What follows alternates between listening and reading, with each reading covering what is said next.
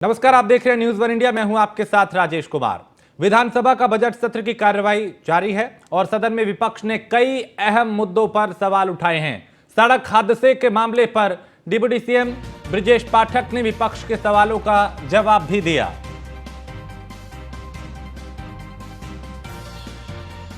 तो सड़क हादसे के मामले पर उप मुख्यमंत्री ब्रजेश पाठक ने विपक्ष के सवालों का जवाब दिया। कार्यवाही आज भी जारी है और कई अहम मुद्दों पर चर्चा हो रही है। सवाल जवाब का जो सिलसिला है वो जारी है। विपक्ष कई मुद्दों का आधार बना के सरकार को घेर रहा है।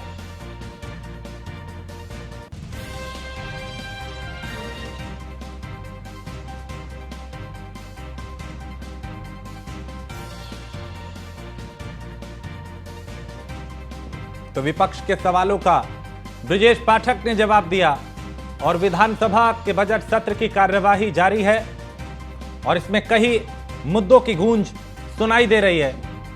विपक्ष कई मुद्दों का आधार बना के सरकार को घेरता हुआ दिखाई दिया।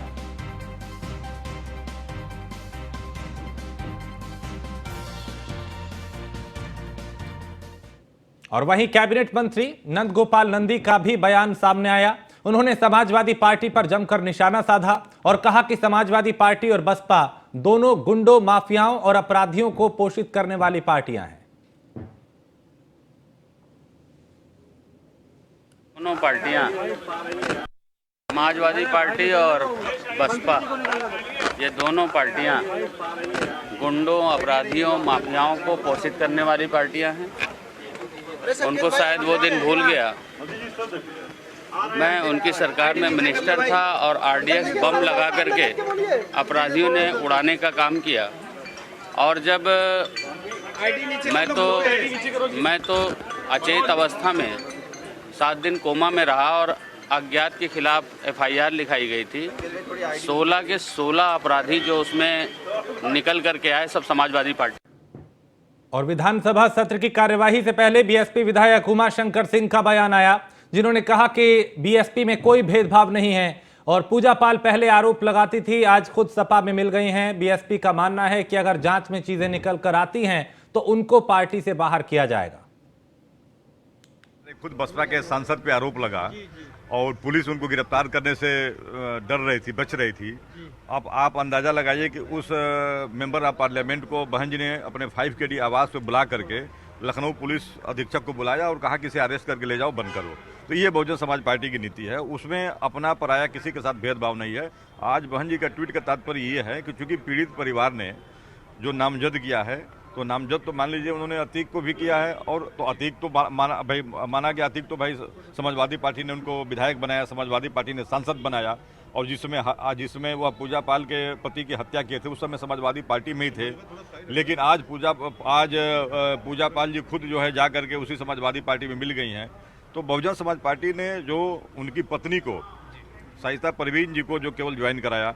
और बहन जी का ये मानना है कि अब चूंकि पीड़ित परिवार ने उनका भी नाम लिखाया है, तो वह अगर जांच में आ जा रहा है कि उनका नाम मतलब इसमें शामिल है, वो भी इन्वॉल्व है, तो बहुजन समाज पार्टी तुरंत उनको पार्टी से निकाल देगी।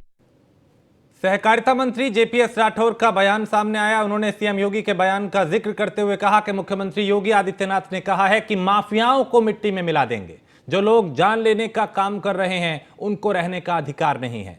चाहिए है कि ये अपराधियों और माफियाओं को संरक्षण देने का काम समाजवादी पार्टी ने भी किया है, बसपा ने भी किया है। अब वो एक दूसरे के ऊपर ही आरोप लगा रहे हैं, तो इसका मतलब भारतीय जनता पार्टी तो मुक्त है। भारतीय जनता पार्टी अपराधियों, माफियाओं के खिलाफ कार्रवाई करती रही, करती रहेगी और उनको किसी प्रकार का संरक्षण पार्टी के द्वारा नहीं दिया जाता रहा, ना दिया जाएगा। उसमें कार्रवाई हो रही, कितने ठिकानों पे मतलब हुआ है और उसमें जो लोग हैं सम्मिलित, कई लोगों को पुलिस ने गिरफ्तार भी किया है। और थोड़ा समय धैर्य रखिए, निश्चित रूप से जो माननीय मुख्यमंत्री जी ने सदन में कहा है उसके अनुसार ही कार्रवाई।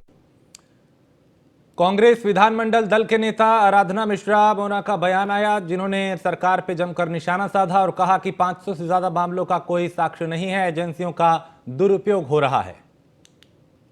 ये जो घटना हुई है, सबसे बड़ी बात यह है कि जिस वक्त सदन चल रहा हो और प्रयागराज में जिस तरह से इस घटना को अंजाम दिया गया है, वो पूरी तरह से कानून जो व्यवस्था की धज्जियां उड़ाता हुआ नजर आया है। तो सबसे पहले तो सरकार इस पर जवाब दे कि सदन चल रहा है, मुख्यमंत्री जी सदन में बड़ी बड़ी दावे कर रहे हैं, सरकार दावे कर रही है, और कहाँ है कानून व्यवस्था। और पूरा भरोसा है मुझे न्यायपालिका के सामने ये सारे मामले प्रस्तुत होंगे और जो भी उचित कार्रवाई है, जिसने भी इस तरह की घटना को अंजाम दिया उसमें कड़ी से कड़ी तक ये जो तो सरकारी एजेंसियों का दुरुपयोग का आरोप यहां पे लगाया गया और कांग्रेस विधानमंडल दल की नेता आराधना मिश्रा ने यह बयान दिया और सरकार को घेरा। नजर आया है। तो सबसे पहले तो सरकार इस पर जवाब दे। चल रहा है।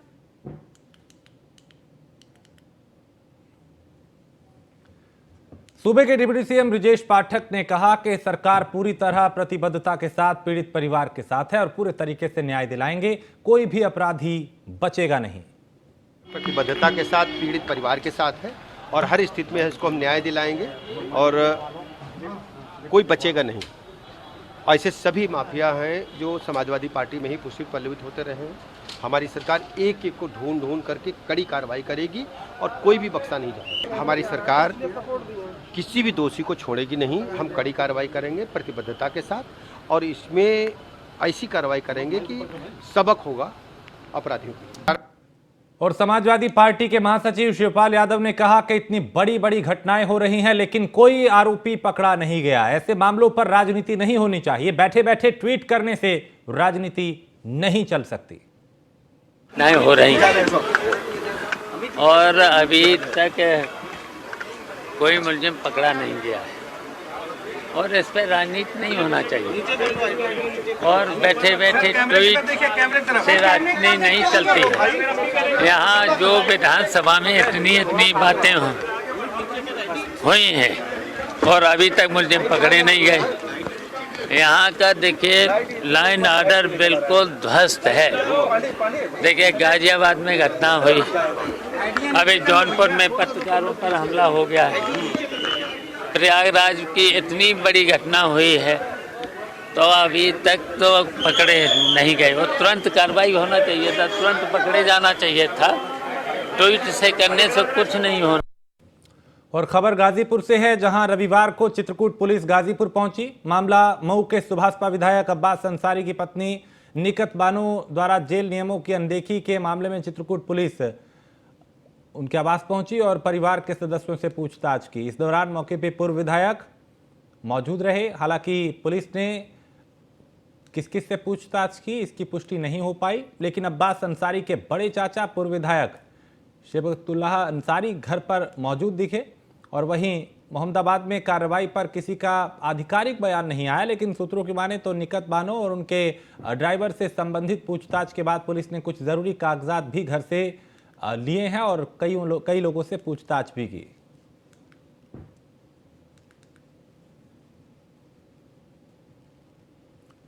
रायबरेली में भूमाफियाओं का आतंक पूरी तरह से चरम पर है। भूमाफिया पुलिस से साठगांठ कर जमीन पे कब्जा करने से बाज नहीं आ रहे। ऐसा ही एक मामला रायबरेली के गुरबख्शगंज थाना क्षेत्र के पतुरियन खेड़ा में देखने को मिला, जहां एक महिला ने थानेदार पे धमकाने का आरोप लगाया। पीड़ित महिला ने बताया कि कुछ भूमाफिया उसकी जमीन पर कब्जा कर रहे हैं, जबकि उस जमीन का मामला कोर्ट में विचाराधीन है। महिला ने बताया कि थाने पर कई बार शिकायत करने के बाद भी कोई कार्रवाई नहीं हुई, जबकि उल्टा उसी पर ही कार्रवाई की गई, जिसका ऑडियो सोशल मीडिया पे वायरल हो रहा है।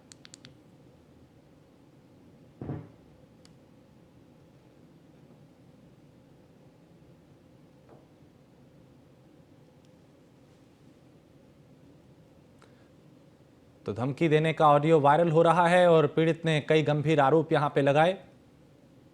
भूमाफियाओं का आतंक जो है वो कम नहीं हो रहा, वो भी तब जब लगातार बुलडोजर भी चल रहा है, कार्रवाइयां भी हो रही हैं। बावजूद इसके कई जगह अब भी जो डर शासन प्रशासन का होना चाहिए वो नहीं दिखाई दे रहा।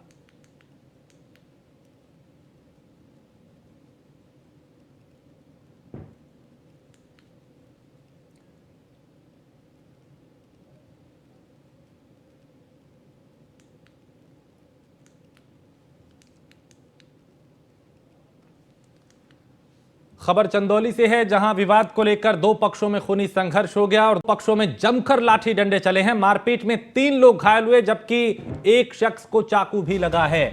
घायलों को अस्पताल में भर्ती कराया गया है। सदर कोतवाली के भिखारीपुर गांव का यह मामला है, जहां दो पक्षों में विवाद हो गया और देखते ही देखते यह विवाद इतना बढ़ गया कि खूनी संघर्ष में तब्दील हो गया। कई लोग घायल भी हुए इसमें, जिन्हें नजदीकी अस्पताल में भर्ती कराया गया। सदर कोतवाली के भिखारीपुर गांव का यह मामला, जहां इसी विवाद को लेकर दो पक्ष आमने सामने आ गए और देखते ही देखते दोनों तरफ से मारपीट होने लगी, लाठी डंडे चलने लगे, चाकूबाजी तक हुई। इसमें कई लोग घायल हुए, जिन्हें अस्पताल में भर्ती कराया गया। पुलिस मौके पर पहुंची, अब मामले की जांच कर रही है, कार्रवाई कर रही है।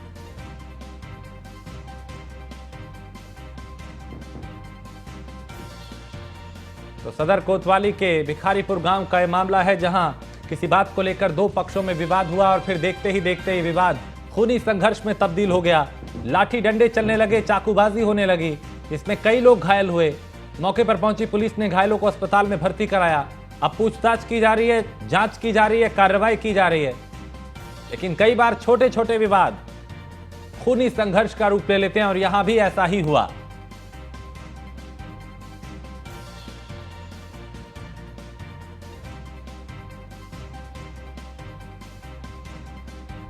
चंदौली से खबर है, जहां दो पक्षों में खूनी संघर्ष हुआ, मारपीट हुई, लाठी डंडे चले, चाकूबाजी हुई और दोनों पक्षों में जमकर यहां पे एक दूसरे पे वार किया गया। इसमें 3 लोग घायल हुए, एक शख्स को चाकू भी लगा है। घायलों को नजदीकी अस्पताल में भर्ती कराया गया। पुलिस मौके पर पहुंची है, अब कार्रवाई कर रही है, जांच कर रही है।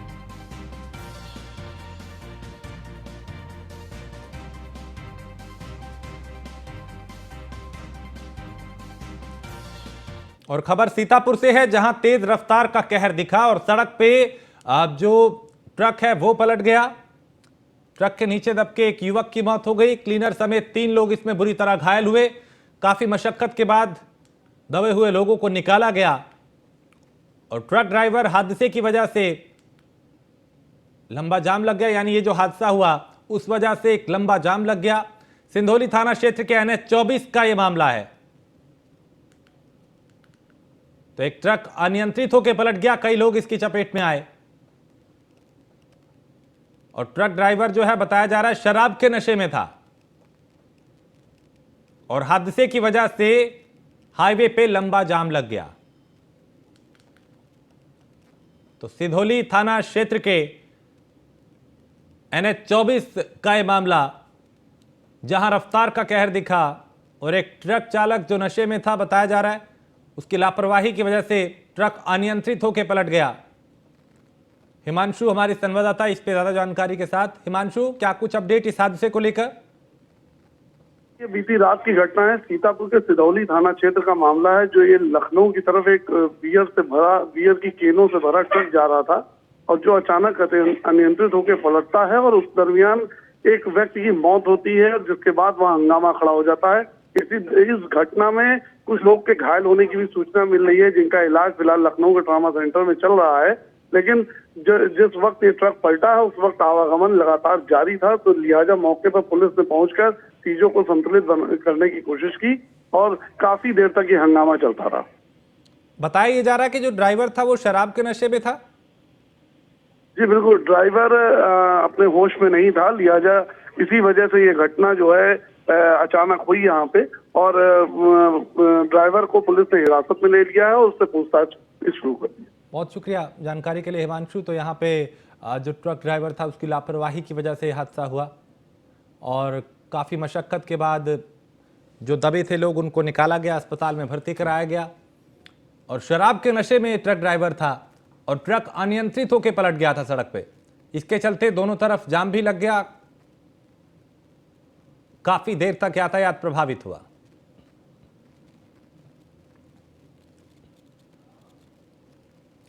और रामपुर के मसवासी में तेज रफ्तार का कहर देखने को मिला, जहां कार और डंपर की आपस में भिड़ंत हो गई। हादसे में 2 लोगों की जान गई। शव को पोस्टमार्टम के लिए भेजा गया है और पुलिस मामले की जांच कर रही है। यहां भी रफ्तार का कहर दिखा, कार और डंपर की टक्कर हुई, और इसमें 2 लोगों की जान गई। तो कहीं पर तेज रफ्तार, कहीं पे नशे में वाहन चलाना, कहीं पे जल्दबाजी, कहीं नियमों की अनदेखी और कहीं पर लापरवाही, कुछ ऐसे कारण जिसके चलते ज्यादातर सड़क हादसे होते हैं। खबर औरैया से है, जहां संदिग्ध हालात में नवविवाहिता की मौत हुई है। स्थानीय लोगों ने पुलिस को सूचना दी, मृतका के परिजनों को भी जानकारी दी गई और पुलिस जांच में जुटी है। औरैया सदर कोतवाली क्षेत्र के ब्रह्मनगर का यह मामला है।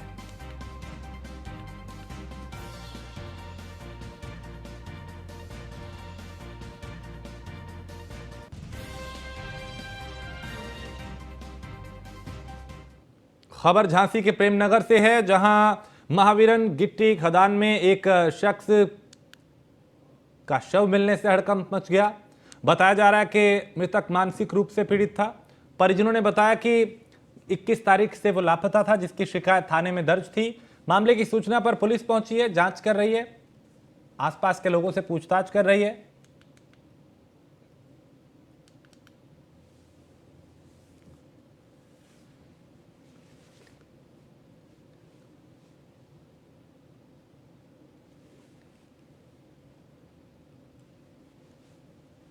तो पुलिस अब मामले की जांच कर रही है। एक शख्स का शव मिलने से पूरे इलाके में हड़कंप मच गया और कई दिनों से ये शख्स लापता था। बताया जा रहा है कि मानसिक रूप से वो बीमार था। फिलहाल पुलिस हर एंगल से मामले की जांच कर रही है। और खबर मथुरा से है, जहां यमुना एक्सप्रेसवे पर भीषण सड़क हादसा हुआ है और तेज रफ्तार डबल डेकर बस अनियंत्रित होकर पलट गई। यमुना एक्सप्रेसवे पे दुर्घटना में 3 यात्रियों की मौत हुई है, जबकि करीब 1 दर्जन से ज्यादा यात्री घायल हुए हैं। कई यात्री गंभीर रूप से घायल हैं, जिन्हें अस्पताल में भर्ती कराया गया है। मुख्यमंत्री योगी आदित्यनाथ ने हादसे का संज्ञान लिया, मृतकों के परिजनों के प्रति संवेदना व्यक्त की और दुर्घटना में घायलों को बेहतर इलाज के निर्देश दिए हैं। तो यमुना एक्सप्रेसवे पे यह बस अनियंत्रित होकर पलट गई, जिसमें 3 लोगों की जान गई, जबकि कई लोग घायल हुए। घायलों को तुरंत नजदीकी अस्पताल में भर्ती कराया गया।